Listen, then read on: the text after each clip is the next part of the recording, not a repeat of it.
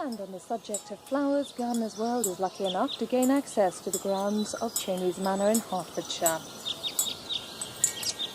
Well, of all plants that evoke the romantic vision of spring, I reckon this has got to be the one. And it's well named for it too. It's an exocorda called the Bride, and doesn't it look lovely? And it's the perfect plant for a small garden too, because it has a very compact habit, as you can see, and it won't grow to more than about 6 or 7 feet tall. And the lovely thing about it is that from a very small plant, it's unfailingly covered every single year with this mass of blossom. It'll grow in almost any soil, in sun or partial shade. Some people tell me that they do have some problems with bullfinches pecking off these bugs, but I must say that I've never had that trouble here at all. It's a little bit on the difficult side to propagate, though it will go from layers if you just push a shoot down into the soil, and you might try some half-right cuttings in July, just pulling the shoots off. But the lovely thing about this plant is that even though it flowers this early in the year, these flowers are absolutely frost hardy. They're not damaged at all. And there's another plant here, which is a great favourite of mine, which is also frost hardy. This one is a cornus, again aptly named. I think this is called Eddie's White Wonder, and it's covered with these creamy white flowers every year, and in the autumn it has the bonus of really superb coloured foliage. Again, this one is quite easy to grow in almost any soil, though it doesn't like a really very chalky soil. It's somewhat bigger than the exocorda, something like 10 to 12 feet, but I don't think that's too big for a small garden. They are quite easy to propagate from softwood cuttings taken in about June time. Well, we've got a packed programme for you today. I'm joined by Linda Brown here at Barnsdale, and she'll be in her little cook's garden doing some harvesting. And John Brooks demonstrates that even a large and famous garden can inspire you with lots of ideas to take home to the smaller than average plot. And it may be that you want to grow tulips, not in straight regimented rows, but perhaps in the beautiful drifts and exciting colour combinations that we found when we visited Cheney's. And on a more sombre note, Liz Rigby discovers what dangers are lurking in the herbaceous border. But before all that, I'm going fishing. My pool is now beginning to come to life for the year and looking quite nice. The water's crystal clear, and I'm sure that that's down to the fact that I've got a good balance of plant life in the pond and a little bit of soil in the bottom, which I'm sure makes a lot of difference. But I do have one perennial problem, and that's this stuff, duckweed. Now, I reckon that came in on a plant that I bought at some time, and if you do buy plants for the pond, it's well worthwhile washing the foliage to make sure you don't have any of this on, because one little drop will soon multiply and cover the top of the pool. And all you can do now is to just keep on taking it out with a child's fishing net every time you see a little bit and getting rid of it. Now, you do need to clean out the pond from time to time of weed, because particularly the oxygenating weed grows quite fast. But I've got some good tadpoles in the pool here and some other wildlife as well. And tadpoles in particular love a lot of weed at this time of the year. So try to avoid it for a while if you can. But if you do have to take it out, just pull it out from the bottom. But don't throw it away immediately. Just leave it in a bit of shallow water on the side, and that will give the wildlife a chance to swim back into the water and live again for another day. This is worth about 30 or 40 pence today, so it's hard to believe that it was once worth thousands. In fact, that bulbs just like this drove a whole country mad with greed. When tulips were first introduced to Europe in the 17th century, everybody fell in love with their vibrant spring colours. The most fashionable of all were the striped tulips, or broken tulips as the experts say. They were so rare and so popular that their price went up and up and up, and well, in the end they were worth more than their weight in gold. We now know that this variegation is caused by a virus, but in 17th century Holland it must have seemed like an act of God. Everybody with a few square yards of back garden would try to grow as many tulips as they could in the hope of hitting a jackpot. Of course, there was soon lots of speculation. A bulb would change hands while it was still in the ground 10, 20, 30 times. It was just like a particularly wild day on the stock exchange or the futures market, but it lasted for 5 years in the 1630s, and it happened throughout Holland.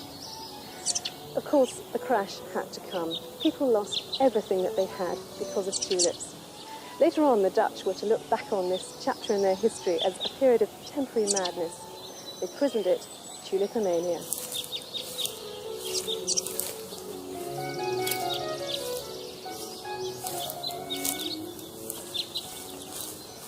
Here at the ancient Cheney's Manor in Buckinghamshire, I could be forgiven for thinking that Tulipomania is still rife. Every year, Elizabeth MacLeod Matthews welcomes 13,000 visitors to Cheney's, over 2,000 of them in spring to see the tulips. The sudden impact of it all, it does surprise them. And then they walk around it and are able to see the different varieties, which we have now. So that makes it much easier for them to identify. And they can take notes if they want to. Is that the tulip's main impact, its colour? I think colour, yes, but then I think when people know about tulips more, they realise that there can be just the opposite effect with just one colour tulip. But to start with, as they walk through the arch, they certainly get that tremendous impact. The whole garden is made up of sections. So this sunken garden is the colour garden, and then we go on to the white one later. And why do you like your white garden so much? I think it's a total contrast to this one. It's very peaceful, and it's wonderful as the night falls. In the evening, it really turns romantic. It's the most romantic bit of the garden. This is what we call the south border. It has this very heavy brickwork here, which are the old fireplaces. And so I felt we needed something very heavy and strong at the bottom. Later on, it has the taller things like the dahlias. But for spring colour, it has the wallflowers and some of these very strong coloured tulips, such as Lightning Sun, a wonderful one. Hellman, striped, that's rather super. And then this orange one here with the orange wallflowers, Fringe Beauty. That's rather good, isn't it? It's rather a nice one. It's striking. And it is striking. As we come down here, you can see Golden Melody tulip, lovely sturdy one, wonderful sturdy stem against the Liguriaria, which I think makes a good foil for a lot of plants. And because it's so heavy, I have quite a number of clumps along this border. I think it makes quite a good background. Ronald Blom supplies the tulips to Cheney. His family has been growing tulips for over 100 years, and Ron had some very definite ideas how they should be planted. Personally, I think tulips should be planted in small groups. Vast schemes, which used to be in the big gardens, I think are totally out of date. The improvement in colors, and particularly strengths of tulips, they last much better, they stand up much better. Over the last 10-20 years, has really brought popularity back to the tulip. Also, perhaps because they're a good cut flower. They're an excellent cut flower. And that, again, is because they're much stronger than they used to be. The stems are much stronger.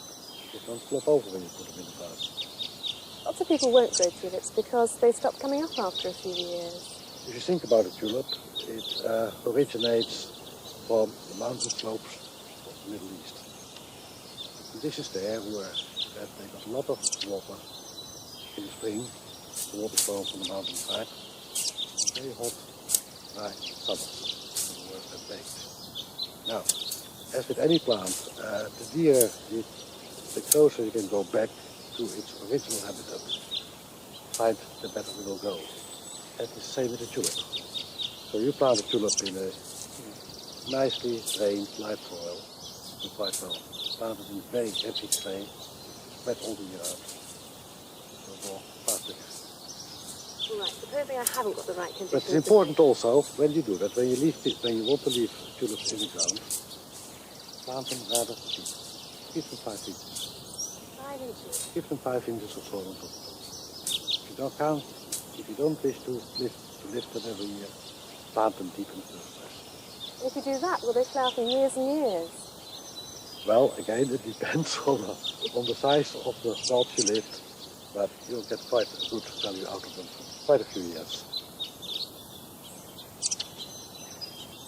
I have to admit that I've never grown a tulip in my life before. I do love some of the colours, and I'd like them in my garden. Ron Blom's managed to convince me that with a little bit of extra work, I just might be able to keep them going. So, I've decided that next year, I'm going to give tulips a try.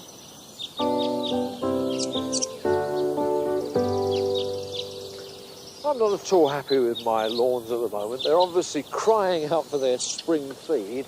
So I'm going to use a bit of this new stuff. Now, this comes from America and it's available in garden centres now. And the big difference between this and the other things is that this is what is called a controlled release fertiliser, and it should last you between 10 and 12 weeks. Now, the manufacturers also supply a range of spreaders, and this one is the top of the market. Always remember when you fill a spreader to take it off the lawn, just in case you drop some. And this is a jolly good tool, I think, and so it should be, because it costs 50 quid. But it does work extremely well. All you've got to do is just to push it along, and that will feed the lawn perfectly. Now, the way that a slow-release fertiliser works is that it needs microorganisms to break it down and release the fertiliser. When the sun is shining and the grass is growing nice and strongly, those microorganisms are working harder. So that means that the grass gets fed when it needs it. This is the second spreader in their range, designed for medium-sized gardens, and this one costs £30. This one actually spins the fertiliser out, which is not quite so accurate, but with this fertiliser, you don't need to be as accurate as you do with the others. Now, if this lasts 10 to 12 weeks, that means it'll take you through to the end of July. And so you'd only have to feed your lawn once a year. That's got to be good. In fact, whatever the manufacturers may tell you, I really wouldn't recommend using a controlled release fertiliser after July, because you would only need a warm spell in the winter to induce some soft, lush growth and the possible introduction of fungus disease. In fact, quite honestly, I think that if you feed in the spring, you really don't need an autumn fertiliser at all. Now, this is the smallest distributor in their range, and this is the one that I really like. It costs a tenner, and it does a jolly good job, also with grass seed as well. And the thing that I like particularly about all these distributors is that they also give you the instructions for other people's fertilisers as well. That's very democratic and very American.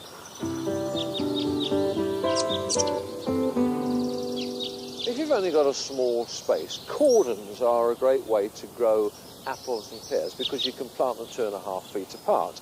And the fruit is borne on these little side shoots that come from the main stem. The only problem is that some varieties have the annoying habit of producing lengths of bare stem with no side shoots at all. So that, of course, is completely unproductive. But there is something that you can do about it. Now, all trees are adapted so that the main shoot right up at the top here grows faster than all the others in order to enable it to reach the light quickly. And it does this by sending a growth retarding substance down to all the other buds to slow them down or stop them growing completely. So what you've got to do is this. You just cut a little notch in the bark just above the bud, like that. That would divert the substance and the bud will grow away. It's wonderful to be in the garden which is developing along the lines which the designer had conceived for it. This particular one, surrounding their 16th century cottage, is owned by Sue and Peter Holland, who maintain the garden themselves. The concept of the garden was of a series of outside rooms, each with its own particular character. Behind this perennial border there's a red garden. Incidentally, the colour red can be interpreted fairly liberally. Beyond the red garden, there's a winter garden, and beyond that, a herb garden, and then a small decorative vegetable garden, and a pergola walk. And then there are two white perennial borders leading to this pool with fountains. The whole thing is an essay in late 20th century Romanticism, inspired very much by the garden designed by Lawrence Johnson at Hidcote Manor in Gloucestershire. This is the long central walk of the garden, which runs between two pavilions. They're framed by mixed borders of essentially red-flowered and foliage plants. The walk ends up steps at a magnificent panorama of the countryside beyond.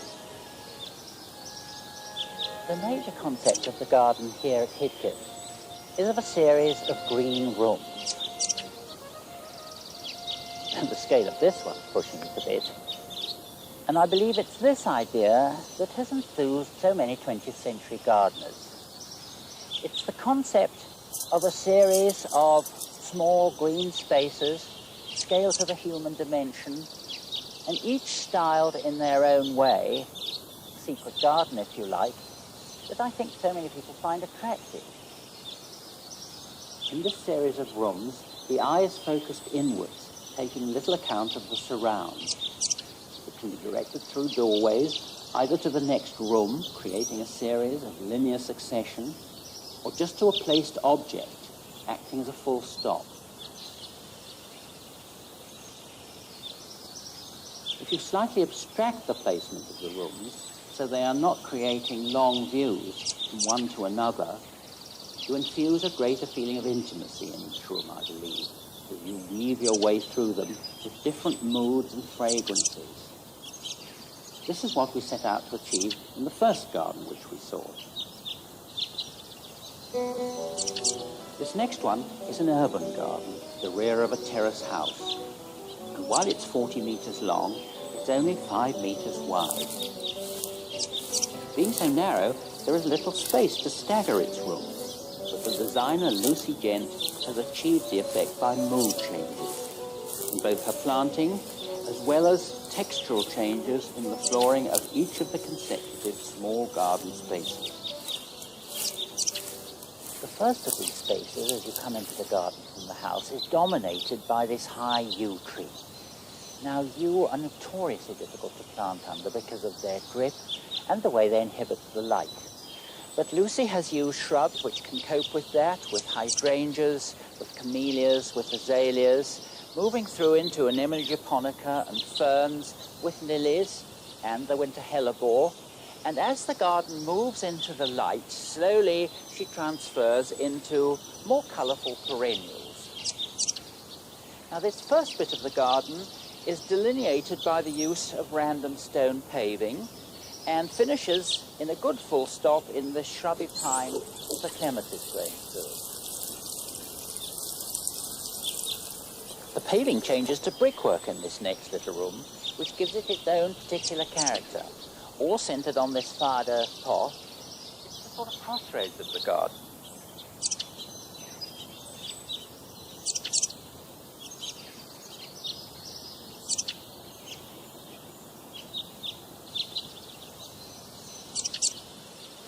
And the next room contains the perennial border, or 2 metres width of it.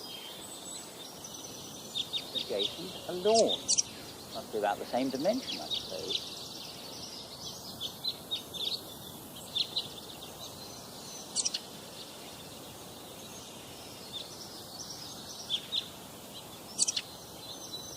And under the spread of this lovely gnarly pyracantha, yet another room, the cottage garden essay, perhaps.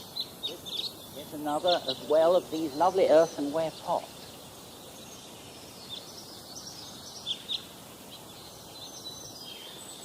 The last room, a bit of country. I expect this is where Lucy sits to catch the evening sunlight. You'd never dream you're in North London, would you?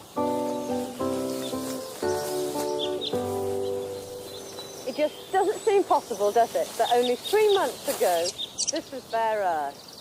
It really does show you what you can grow in just the tiniest of patches. I'm absolutely thrilled to bits. My rocket's gone berserk. I reckon my radishes are even better than Jeff's. I've got all of this, and look, 24 of the most perfect summer turnips you'll ever see. They're going round the roast this Sunday, and they'll be delicious. The crop I'm really pleased with is my spinach. Now, spinach is a great gourmet vegetable, but because it wilts down to nothing when you cook it, for a very small garden like this, you can't really grow enough. So what I've done instead is to grow the plants very close together, just 3 inches apart. And I'm actually going to use the leaves 2 different ways. The young leaves, like this, these I'm going to put in salads, and I'm going to eat them raw. They have a very creamy texture and an almost buttery flavour. And of course, with all those vitamins and minerals, they're going to keep you feeling young and perky. Now, a crafty way to make the larger leaves stretch further is just to blanch them in boiling water for a few seconds. Then you can use them to wrap around fish fillet or to line a vegetable terrine or a patty.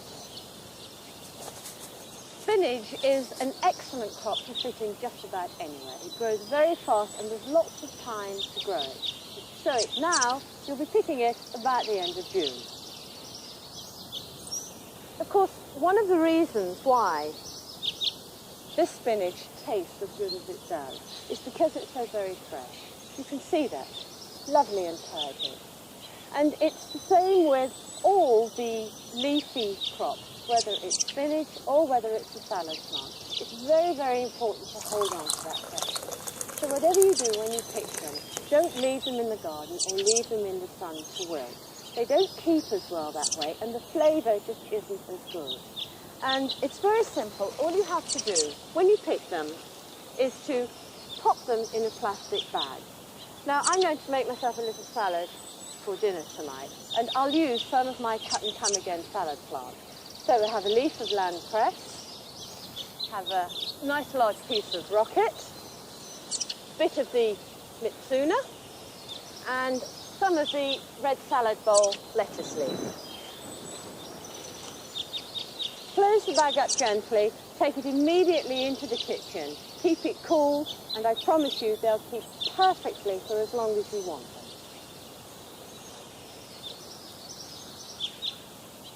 Of course, the other great gourmet crop are peas. Now, they are more labour intensive than most, and when you think that in fact you only get about 6 ounces of peas from a pound of pods, again, for a small garden like this, I really don't think they're worth it. But don't worry, because I've got the perfect answer. Now, these are sugar snap peas, and the beauty of these peas is that they have a succulent, edible, fleshy pod. So actually what you do is you eat the whole pea, which means you get absolutely no waste. Now, I think they're a real winner for small gardens, and I can honestly say I've never yet found a sweeter pea. They're absolutely delicious raw, and you can cook with them as well. Now, the variety I'm using is a new variety called No Phyla. It's a dwarf variety. It only grows to 15 inches tall, which is perfect for what I want. And in a few weeks' time, they'll actually be about this size here. I started these off in the greenhouse. I like sowing peas because they're nice big seeds and they're easy to space out. And that's as good because actually these particular seeds were expensive. The packet cost me £1.25. But then again, so did these. And that is just a small handful. Now, I reckon that I'm going to get at least this amount from every pea plant I grow. And I'm going to have, about 15 plants there. And there's still well over 100 seeds left. So there's no doubt it's more than going to pay for itself. And as for the peas, well, they're going to taste twice as good. It's a lovely day, and the gardener's been busy outside all morning. and he's gone in for lunch, and it's peaceful and idyllic and relaxing here. Or is it? The reality is, we've planted a selection of accidents that are waiting to happen, especially when children are about. Every year, toddlers drown in unfenced garden ponds, and there are more dangers ahead.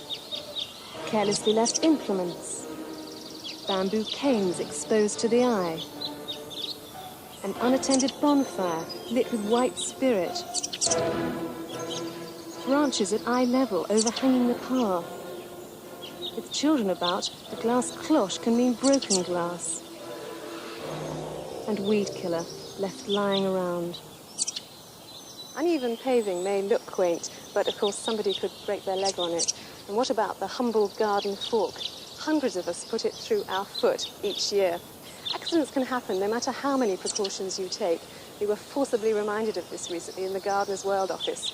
Maybe we're a bunch of morons, but there's quite a lot of horticultural training in that office. And 3 of us came in one Monday after a sunny weekend, and we'd all had accidents or minor near accidents. My own accident was near electrocution, actually. It was with the hedge trimmers, and yes, I thought I was being very careful, but in fact I managed to cut through the cable. Now, that might not have electrocuted me, but I gather that most electrocutions occur when people pick up the live cable. What you should do in those circumstances, I'm told, is just go straight to the mains and switch it off. Was I using a residual current circuit breaker, you ask? I'm afraid I wasn't. I've always thought that they're rather expensive, but I've subsequently decided that my life is worth 15 or 20 quid. One precaution I have taken, though, and I think we've all taken it in the Gardeners' World office, is our tetanus injections. If you'd like to know a little bit more about safety and to pick up lots more tips, then try the June edition of Gardeners' World magazine. But of course, if you're sensible and careful, you really shouldn't have any problems. Though it does make sense to find out what to do just in case. And the St John Ambulance Brigade have published a useful little booklet on just that, and it's free by sending a stamped and addressed envelope to Garden First Aid, St John Ambulance, 1 Grosvenor Crescent, London SW1X 7EF. Well, that's it for this week. Next week is the highlight of the gardener's year, the Chelsea Flower Show. Let me remind you once again that there are no tickets for sale on the gate this year. You have to buy them in advance. There are still a few left for non-RHS members for the Thursday afternoon, that's May the 21st. And the thing to do there is to phone the hotline for more information on 081 900 1919. Go if you can, but if you really can't make it, then do join Liz Rigby and myself next Friday when we'll be bringing you highlights of the show. Goodbye.